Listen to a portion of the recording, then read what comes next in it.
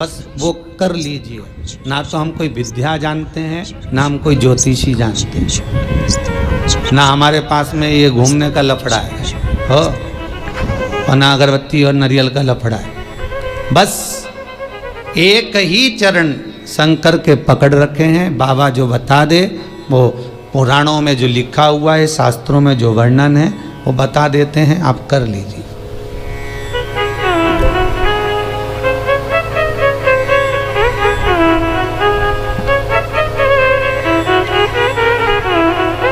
शिव स्मरण करो। शंकर से बड़ा कोई दयालु नहीं हो सकता। महाराज, माघ महीने की 7वीं तिथि, जिस समय सूर्य देवता को रथ ला कर दिया था भगवान ने,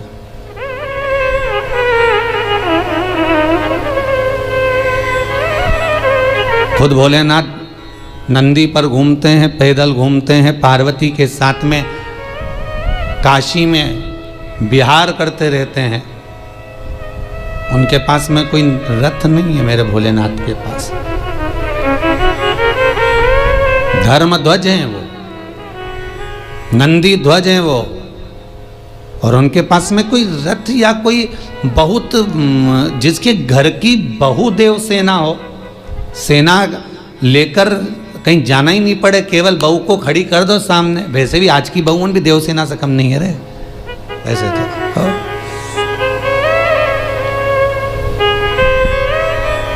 केवल शंकर भगवान की बहु देव सेना से मतलब नहीं, आज की भी कम नहीं है।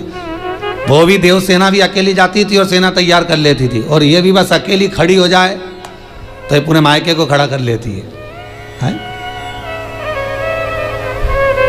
ये भी देव सेना से कम नहीं।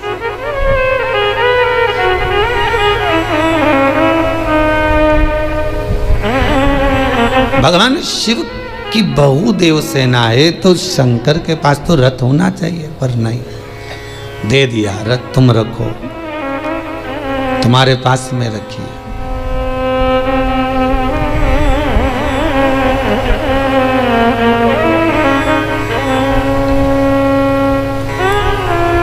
महाराज, सूर्य नारायण भगवान अखंड तप में लीन हो गए। इतना घोर तप सूर्य देवता ने करा, इतना घोर तप करा सूर्य देवता ने, कि भगवान इंद्र, ब्रह्मा, विष्णु सब आकर मिले। अंत में भगवान शिव आकर मिले।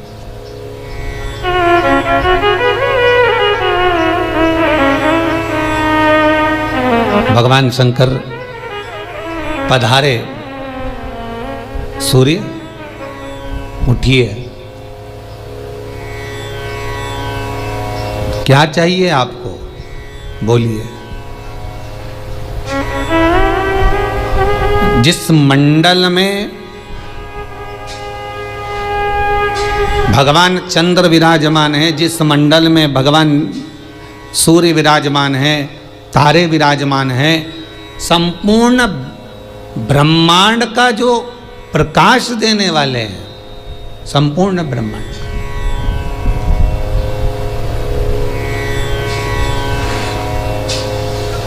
चंद्र भी सुख प्रदान करने वाला, वो भी शंकर जी के पास में, और सूर्य भी भगवान शंकर के पास। भोलेनाथ, शंकर ने पूछा क्या चाहिए वो बताओ बस। बाबा भोलेनाथ जी को ज़्यादा ये छल कपट, बेईमानी, प्रपंच या ढोंग आदि कादिक शिव को भाता ही नहीं है। शंकर को वो सुहाता ही नहीं है। भगवान शिव को तो केवल एक निर्मल भाव, केवल आप जो दिल से मांग लें, जो दिल से कह दें, तो भगवान को स्वीकार हो जाता है, वो भगवान को प्राप्त हो जाता है। और बाबा शिव शंकर भोलेनाथ ओगरदानी तुरंत कहते हैं, मांगो, तुम्हें क्या चाहिए बोलो, और जो तुम कहोगे वो तुम्हें प्राप्त हो जाएगा। सूर्य नारायण भगवान कहते हैं, महाराज मेरे तप करने का कारण केवल इतना सा है, मेरे तप करने का कारण केवल इतना है कि जब मैं देव कार्य के लिए, जग कल्याण के लिए, जग हित के लिए जब मैं जाता हूँ तो मुझे जाने में, जग कल्याण में थोड़ा समय लग जाता है। महाराज, गांव में सत्यनारायण की कथा चल रही है, गांव में अखंड रामायण चल रही है, गांव में सुंदर भगवान का पूजन पाठ हो रहा है मंदिर के अंदर, गांव के मंदिर में अखंड रामायण हो रही, गांव के मंदिर के अंदर भंडारा भोजन हो रहा है, गांव के मंदिर के अंदर पारायण चल रही है, या कोई पूजन पाठ हो रही है, या कोई साधना हो रही है।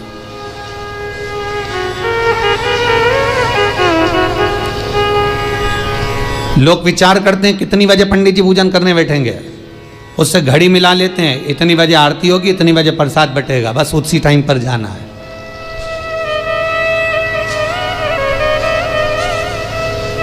हमें उसी समय पर पहुंचना है, हम उस समय पर वहां चले जाए।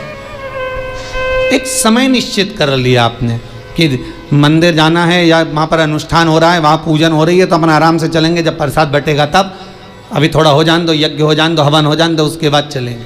पर नहीं, शिव महापुराण कहती है अगर किसी स्थान पर देव कार्य हो रहा है, किसी स्थान पर पूजन हो रही है, किसी स्थान पर स्मरण होने वाला है, उस भूमि को देव कार्य हो उससे पहले ही एक बार जाकर शीश नवा लेना चाहिए।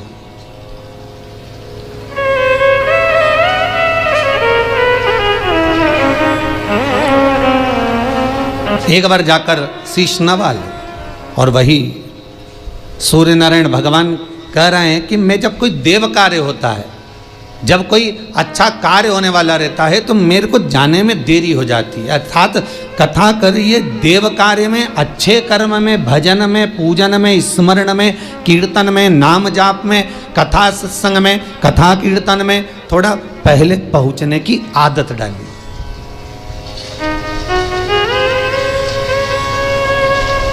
और लोगों की आदत जो होती जा रही है वो आराम से बाद में जाने की।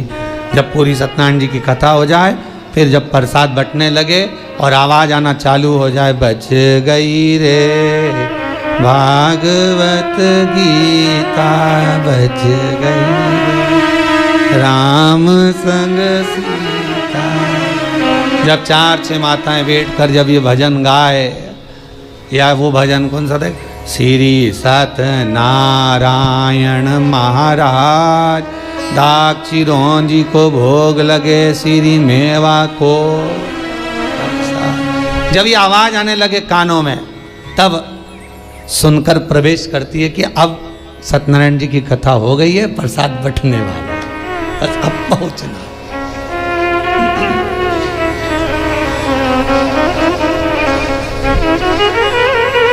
ये सूर्य नारायण भगवान की कथा कहती है कि देव कार्य में आगे रहो, सत्कर्म में आगे रहो, और पाप कर्म में पीछे रहो। कहीं निंदा हो रही हो, बुराई हो रही हो, अब मैं क्या बताऊं। सवेरे सवेरे मॉर्निंग वॉक में आज मौका मिला, दूसरी रोड पर घूमने के लिए चले गए। दूसरी रोड पर घूमने के लिए गए तो वहाँ से 3 माताएं आराम से मॉर्निंग वॉक कर रही थी, जा रही थी। अब उनकी स्पीड भी अच्छी, हमारी स्पीड थोड़ी कम, हम पीछे पीछे। तो हमने देखा, एक वो हमारे साथ में गौतम चौरसिया भी था, तो वो भी हमारे साथ। तो हमने क्या देखा कि वो तीनों बारी बारी, मेरी बड़ी बहू तो ऐसी, भैया कल दाल बाटी बनाई, बाहर से पूछी ही नहीं उसने दाल बाटी की, तो बना के रख के चली गई। फिर बीच में चल रही थी, वो थोड़ी चुप थी, इधर वाली बोली, हाँ बहुवन तो हो ही ऐसी, हमारी भी ऐसी कैसी धरी, मॉर्निंग वॉक कर रही हैं। फिर बीच की बोली, हौरी सही बात है, बिल्कुल बहुवन तो सब ऐसी आ रही, बाप कहीं होगा इनका।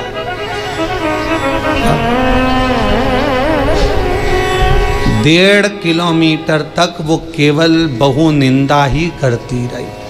हमने गौतम चौरसिया से बोला, गौतम आज हरि नाम की जगह निंदा नाम मिल गया है, थोड़ा कथा सत्संग प्रवचन में मंत्र जाप थोड़े ज़्यादा करना पड़ेगा। अब वो हटे भी नहीं, हम जैसे ही थोड़े आगे हों वापिस दौड़ दौड़ के फिर आगे आ जा।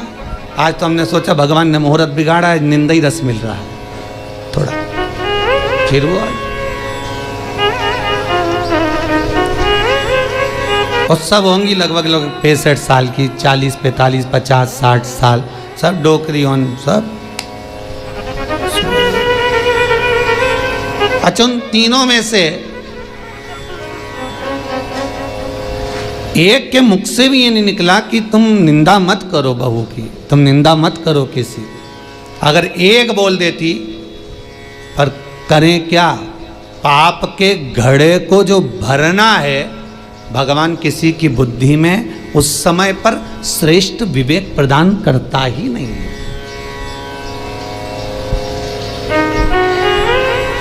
श्रेष्ठ विवेक नहीं देता।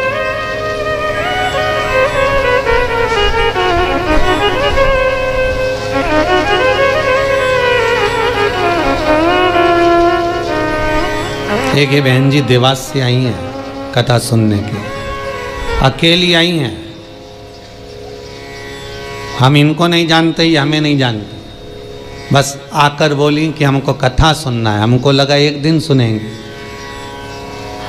नहीं रुको, फिर बोले कथा सुनना है। हमने पंडित जी से कहा इनके लिए कमरा खुलवा दीजिए, वहाँ रहने दो, कथा सुनने दो, आराम से आनंद से श्रवण करें। अच्छा ये लगा इन माता जी के साथ में अंदर जाकर मूंग की दाल गलवाकर, चने गलवाकर उसकी बड़ी तोड़ गई, बड़ी तैयार कर ली। अकेली घूमती, माला जपती रहती, भजन करती रहती। शंकर जी की शिव पुराण के सामने मैंने परसों देखा, शाम के समय पर कुर्सी लगा के बैठकर शंकर की पुराण को देखती रही। कभी गौ माता के कक्ष में चली गई, भजन कर लिया, गुनगुनाती रही, स्मरण कर लिया। देखकर ये खुशी हुई कि कम से कम इस भूमि पर आप आए तो आपने केवल भोजन नहीं करा, आपने भजन की मात्रा को बढ़ा लिया, भजन की मात्रा को बढ़ाया।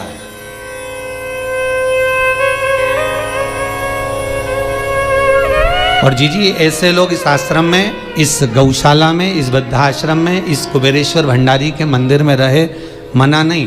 खूब कथा सुनो, पेट भरकर भोजन करो, पर उससे ज्यादा प्रबल है कलयुग केवल नाम आधारा। फिर कहूंगा, मंदिर जाने से पाप नहीं कटता, तीर्थ जाने से पाप नहीं कटता, नदी और तालाब नहाने से पाप नहीं कटता। पाप कब कटेगा? जब आपके मुख से राम निकलेगा, जब आपके मुख से शंकर निकलेगा, आपके मुख से कृष्ण निकलेगा। भगवान का भजन तुम जितना करोगे, इस शरीर का पाप तब कटेगा। क्योंकि मंदिर जा रहे हो तो ये शरीर जा रहा है, तीर्थ जा रहे हो शरीर जा रहा है। मन तीर्थ जाकर भी नहीं पहुंचा। लोग बद्रीनाथ में रहते हैं और घर पे फोन लगाकर पूछते हैं छोरा कैसा है, तू गई थी तीर्थ? उज्जैन जाकर फोन लगाकर कहते हैं बहू कैसी है। कहीं कथा में बैठे हैं तो वहां से आवाज फोन लगाकर बोलते हैं। तो ये मत सोचना कि मंदिर जाने से पाप कट जाएगा, ये ना सोचिए कि तीर्थ जाने से पाप कट जाएगा, ये ना सोचिए कि तीर्थ में बैठने से पाप कट जाएगा। पाप, आप तीर्थ भी जाओगे, मंदिर भी जाओगे, देवालय भी जाओगे, पर शरीर तो चला गया, पर ये मन वहां तक नहीं पहुंचा। तो मन नहीं पहुंचा तो पाप तो उतना ही लिप्त रहा। पाप कटा कहां? उस पाप को काटने के लिए आपकी मंत्र माला, आपका जाप, आपका स्मरण, आपका भजन, आपका कीर्तन, आपका नाम जाप जपना आपको पड़ेगा, पड़ोसी नहीं जपेगा।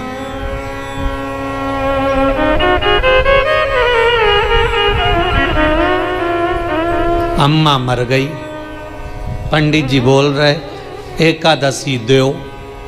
अब बड़ी बहू भी 2-3 एकादशी दे रही, छोटा बेटा भी 2-4 एकादशी दे रहा, बड़ा भी दे रहा, सब एकादशी मत दे रहे हैं। अम्मा मर गई, एकादशी दे रहे। अब बड़ी बहू का मन बिल्कुल नहीं रहा, भूखा तो रेता नहीं बने, अब डोकरी को एकादशी तो देना ही पड़ेगी। तो दूसरे से क्या आशा रखना आपको? अपनी एकादशी खुद करते चलो।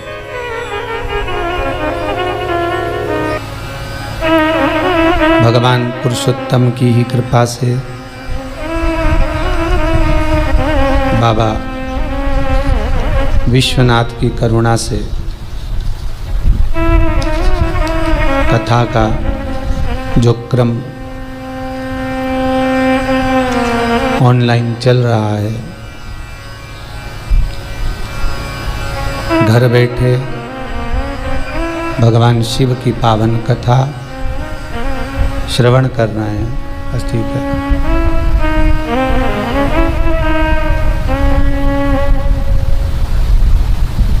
एक मन में भाव था कि अधिक मास की कथा, वैसे तो बुकिंग थी गीता प्रेस की, गोरखपुर की गीता वाटिका की, एक बुकिंग थी देवास की, एक थी खरगोन की और एक थी यूपी की। पर बाबा को कहीं कथा अगर वहाँ होती तो केवल वहीं तक रह जाती। पर पुरुषोत्तम शिव महापुराण की कथा जो ये गौशाला पर कुबेरेश्वर महादेव के इस पावन मंदिर प्रांगण में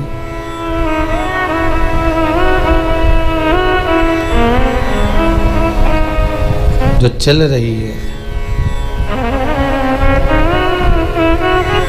इस कथा को जनमानस तक, देश और विदेश में विराजमान सभी भक्तों तक जो पुरुषोत्तम मास के यजमान बने, वशिष्ठ परिवार, यादव परिवार और ये कड़ेल परिवार, श्री सत्यनारायण जी कड़ेल सपत्नी यहाँ विराजमान रहे।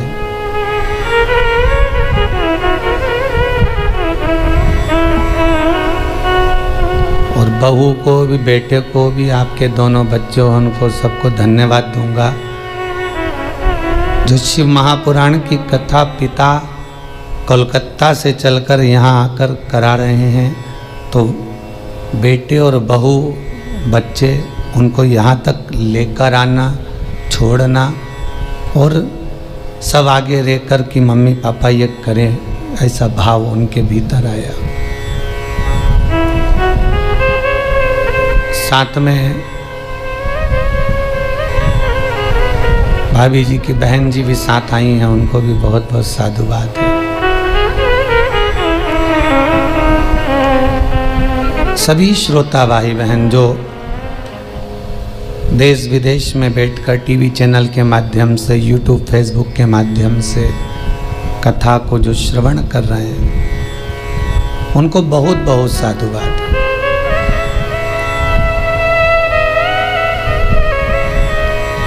शंकर की कृपा होती है तब जीव कोई सत्कर्म कर पाता है।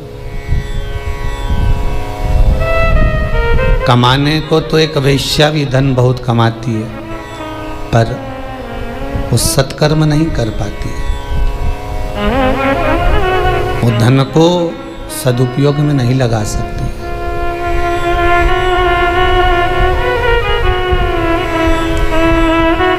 जो पूर्व में कर कर आए हो दान पुण्य, संकीर्तन, सत्संग, भजन, कीर्तन, उसका पुण्य आज हमें प्राप्त हो रहा है। और जो हम अब कर रहे हैं, इसका पुण्य भी किसी दूसरे के खाते में नहीं जाएगा, आपके ही खाते में जाना है।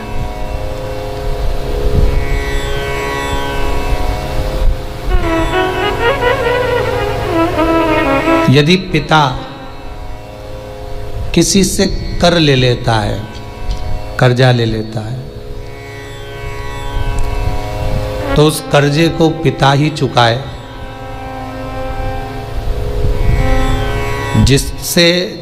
जिसको लेना है पिता के जाने के बाद वो बच्चों पर, पुत्र पुत्री पर प्रेशर नहीं दे सकता।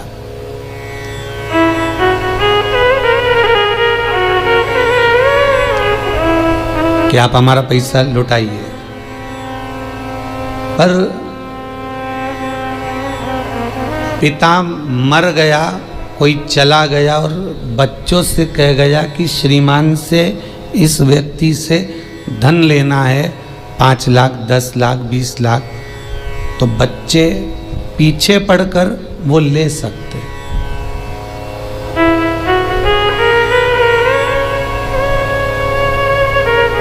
वही तरीका हमारे धर्म और शास्त्रों में वर्णन किया गया, वही तरीका।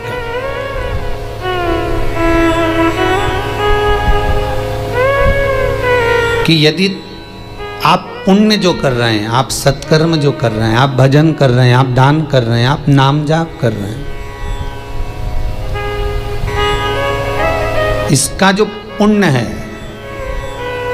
आपके संतान, पुत्र, पुत्री, पोते, नाती, पंती, ये भी उस पुण्य को अपनी ओर खींच लेते हैं।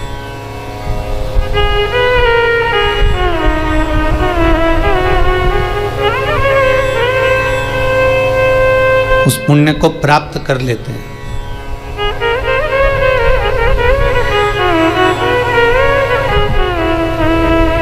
जैसे माघ महीने की 7वीं तिथि,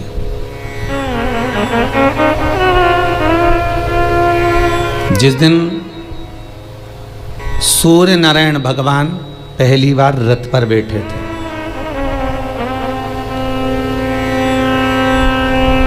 भगवान सूर्य नारायण पृथ्वी पर विचरण करने के लिए आते, देवलोक में विचरण करने के लिए आते। इनके पास में रथ नहीं था। अब आप जितनी बार भी सूर्य देवता का दर्शन करोगे तो रथ पे बैठे हुए मिलते हैं। रथ नहीं था इनके पास, पर इनका जो भाव था वो भगवान शिव के प्रति समर्पण का था। और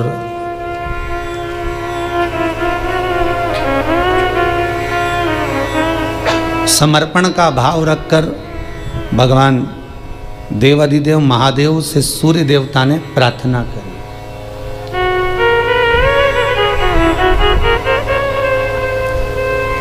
कहते हैं सूर्य देवता ने इतना अखंड तप किया, इतना घोर तप किया, सारे देवता उनके पास जा जाकर विनती करने लगे कि आप इस तप से हट जाइए, आप इस तप को समाप्त कर दो।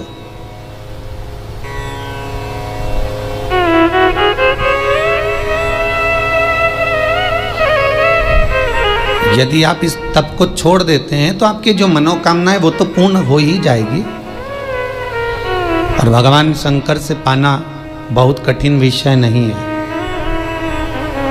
दुनिया में सबसे सरल देव अगर कोई है तो वो महादेव ही है। उनसे पाने के लिए बहुत कठिन परिश्रम नहीं करना पड़ता है। अगर शंकर से कुछ पाना है तो आप दिल से, भाव से, मन से, चित्त से, वृत्ति से बाबा से विनती करेंगे, बाबा वो प्रदान कर देंगे। शंकर से बहुत कठिनता में नहीं पाया जाता, शंकर से बहुत नम्रता से, प्रेम से, वात्सल्यता से, करुणाता के भाव से, और जो आप दिल से शिव को कह सकते हो, जो आप भगवान शंकर को हृदय से बोल सकते हो, भगवान दे देते। राम, कृष्ण, दत्त आदि जितने भी देवता हैं, विष्णु हैं, नारायण, मेरे ब्रह्मदेव, मेरे देव ऋषि नारद, ये जितने भी देवता हैं, इनको बहुत सारा मनवार करना पड़ता है, लाड़ लड़ाना पड़ता है, बहुत सारा सुख सामग्री भगवान को देना पड़ती है, पर शंकर को मनवार की भी जरूरत नहीं पड़ती। शिव को मनवार भी नहीं चाहिए आपका।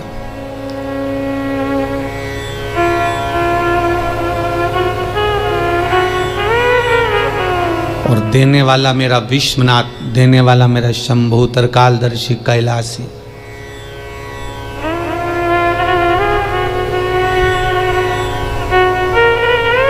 तुरंत सामने गए आपकी इच्छा शक्ति से आपने बोला, मांगा और उन्होंने दिया। अब कईयों के मन में एक प्रश्न आ जाता है। आज एक ये बहुत छोटा सा पत्र है, जिसने भी भेजा है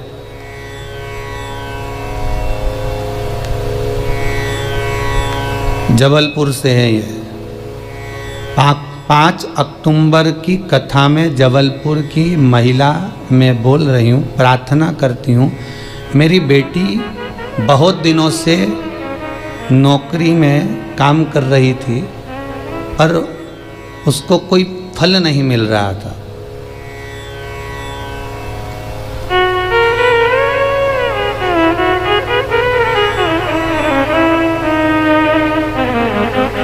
पशुपति व्रत के 2 या 3 व्रत करे हैं, उसके अनुसार प्रमोशन लेटर साथ में प्राप्त हो गया है। उसके लिए मैं बधाई देती हूँ गुरु।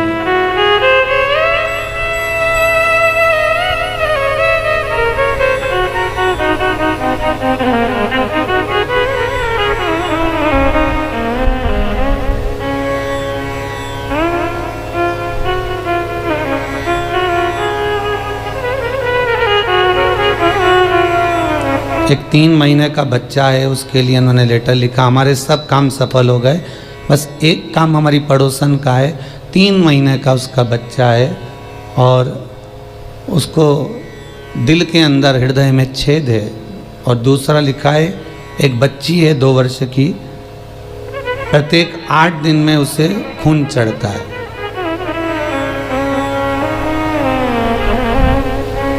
कल एक शाजापुर से कोई भैया आए थे, उनका लड़का 14 साल का है, जिसको हर दिन 2 दिन छोड़कर खून चढ़ता था। गोयल परिवार सूरत ने जो कथा कराई थी, उसमें एक उपाय बताया गया था कि जिसको ब्लड चढ़ता हो उसको रोकने की व्यवस्था। मेरा निवेदन रहेगा, वो हमारे चैनल पर डला हुआ है। यदि आपने हमारे चैनल को जुड़ा है तो उसमें वो पूरा विधान लिखा हुआ है। तो जो शाजापुर से भैया आए थे, तो उन्होंने कहा था कि मेरे बेटे को जो ब्लड चढ़ता था, वो ब्लड अब चढ़ना बंद हो गया है। पहले 2 दिन में चढ़ता था, इनको 1 हफ्ते में चढ़ रहा है। तो आपसे भी निवेदन है कि वो उसका विधान थोड़ा लंबा है, इसलिए आप सूरत वाली कथा कुछ श्रवण कर लें। और जिनके बच्चे के हृदय में छेद है, मैं निवेदन करूंगा, गौ माता की गौशाला में जाकर एक तराजू पलड़ा रखकर पलड़े के एक भाग में उस बच्चे को बिठा लीजिए, दूसरे भाग में गुड़ रख दीजिए। बच्चा जिस पलड़े के भाग में बैठता है, उसके नीचे आप 7 पेड़े रख दो, मावे के पेड़े के ऊपर एक लड्डू पेड़ा। पेड़ा रखा हुआ भाग का पलड़े पर पहले बच्चों को मत बिठाना, पहले गुड़ रखना, और गुड़ रखने के बाद फिर बच्चे को बिठाना। वो पलड़े की मार से नाम और गोत्र बोलते समय वो लड्डू जिस पर बच्चा बैठ रहा है पलड़े पर, उससे टूट जाना चाहिए। और वो गाय को गुड़ जो आपने तुला दान करा है, उसका भाग दे दीजिए। बच्चे के कपड़े उतार कर उसको किसी को दे दो, गरीब को, और उस बच्चे को वहीं गौशाला में स्नान करा दो। पीपल के 5 पत्ते पानी में गलाइए और पिपलेश्वर महादेव का नाम लेकर 12-15 दिन 1 महीने तक आचमन कराओ, पानी पिलाओ। 2 महीने बाद जाकर डॉक्टर को चेक करवाओ कि छेद कितना भरा कि कितना खाली। करना आपको पड़ेगा, सियोर वाला महाराज कुछ नहीं करने वाला।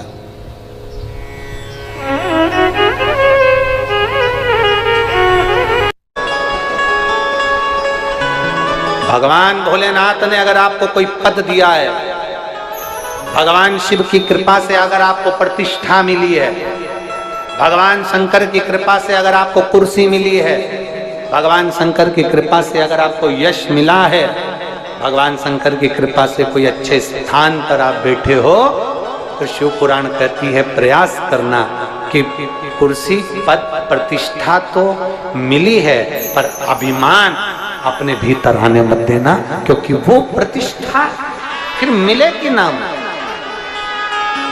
वो पद फिर मिले कि ना मिले। अपने भीतर अभिमान को पैदा मत होने दो, अपने भीतर अहंकार को पैदा मत होने दो कि मैं ऐसा मैं वैसा ना। अरे कृपा की ना हो जो आदत तुम्हारी तो सोनी रे अदालत तुम्हारी, गरीबों के दिल में जो जगह तुम न पाते तो किस दिल में होती इबादत तुम्हारी। ये उसने दिया, आप उसको साधुवाद दीजिए, आप उसको धन्यवाद दीजिए, आप उसको बार बार नमन कीजिए, आप उसको बार बार धन्यवाद दीजिए कि आपकी कृपा से मुझे यह पद, यह प्रतिष्ठा, यह कुर्सी, यह यश, यह सम्मान मिला। मैं इस लायक हुई नहीं, मैं इस लायक नहीं। और कोई अभिमतता में नहीं, कोई अभिमान नहीं। माइकल जैक्सन 18 डॉक्टर की टीम रखता था। सवेरे कितना खाना है, शाम को कितना खाना है, कैसे रहना है, कैसे क्या करना है, एक एक इलाज वाले डॉक्टर बताते थे। और उसके बाद भी 60 साल का होकर नहीं मरा, उससे पहले ही निकल गया। इतने डॉक्टर होने पर, इतना इलाज होने पर, इतना खाना पीना सब चीज पर कंट्रोल करा तो। और एक बार जब जब अहंकार आए, जब जब अभिमान आए, दक्ष प्रजापति ने शंकर भगवान को श्राप दिया कि मैं तुझे श्राप देता हूं, तू शमशान में निवास करेगा। शंकर भगवान कहते हैं दक्ष प्रजापति से, तुमने मुझे शमशान में रहने का श्राप दिया, पर एक बात याद रखना दक्ष प्रजापति, जब व्यक्ति के जीवन में अहंकार आ जाए तो एक बार शमशान का राउंड जरूर लगाना चाहिए, शमशान घूमकर जरूर आना चाहिए। जब अभिमान आ जाए, जब अहंकार आ जाए, जब अभिमत्ता अपने भीतर प्रकट हो जाए तो एक बार शमशान का राउंड जरूर लगाओ, शमशान जरूर जाओ, थोड़ी देर बैठ कर देखो। यहाँ बड़े बड़े शूरवीर, अच्छे अच्छे पैसे वाले, करोड़पति, धनपति, बहुत बोल्ड, खूब जिम जाते थे, एक्सरसाइज करते थे, खूब रन करते थे, खूब दौड़ लेते थे, खूब बॉडी को एकदम बेहतरीन डेंटिंग पेंटिंग करते थे, खूब ब्यूटी पार्लर जाते थे, एक से बढ़कर एक सुंदर भी आगे के हवाले हो गई, शमशान में आ गई। और अच्छे अच्छा बोल्ड से बोल्ड भी, अच्छे से अच्छा करोड़पति और अरबपति भी शमशान में आके राख हो गया। उस राख के ढेर को देखो कि अच्छे से अच्छा धनपति, अच्छे से अच्छा मिनिस्टर, अच्छे से अच्छा मंत्री संतरी कलंत्री, अच्छे से अच्छा वैभवपति, अच्छे से अच्छा ज्ञान देने वाला, अच्छे से अच्छा गुरु भी राख के ढेर में, शमशान में राख बन गया। इसलिए जब अहंकार आए तो एक बार शमशान में जाकर बैठ जाओ कि अच्छे अच्छे राख के ढेर बन जाते हैं। इसलिए ये मेरा नहीं है, ये तो मेरे बाबा की कृपा से मिला है। इसलिए मैं दुनिया का सम्मान करूं, मैं दुनिया का आदर करूं, मैं दुनिया का सत्कार करूं, मैं दुनिया का सम्मान करूं, आदर करूं मैं इसका, सम्मान करूं मैं इसका, सत्कार करूं मैं इसका। काशी जाते हो आप में से कितने लोग? काशी गए? हाथ उठाओ जरा। गए हो सब लोग? कभी जिंदगी में एक आध बार काशी का दर्शन करने के लिए जाओ तो वहां पर मणिकर्णिका घाट जरूर जाना, शमशान जरूर जाना, जाकर दर्शन करना। हर 5 मिनट में, हर 2 मिनट में मुर्दे जा रहे हैं, हर 2 मिनट में राम नाम जम के बोलो जरा, राम नाम सत्य है। ये हफ्ते में 2-3 बार तुम्हारा मन करे जब बोल लिया करो राम नाम सत्य है, क्योंकि लोग मरने के बाद बोलते हैं राम नाम सत्य है। अब वो मर गया तो क्या अर्थी पे से उठ के सत्य बोलेगा? हम तो कहते हैं दिवाली मिलने जाओ तो वहां बोल कर आओ, दीपावली मिलने जाओ जैसे ही बोल दो सर राम नाम सत्य है। सर कुर्सी से नीचे, सर सोचेंगे मेरा बुरा चाहता, नहीं सर, अभी तक कुर्सी पे बैठ के बहुत सत्य बोल रही, अब 2-4 दिन सत्य बोल लो, मरोगे कब कब बोलो। होली पे मिलने जाओ तो हैप्पी होली मत कहिए, डायरेक्ट जाकर कहिए राम नाम सत्य है। जिंदगी में सत्य को अपनाना पड़ेगा, सत्यम शिवम सुंदरम।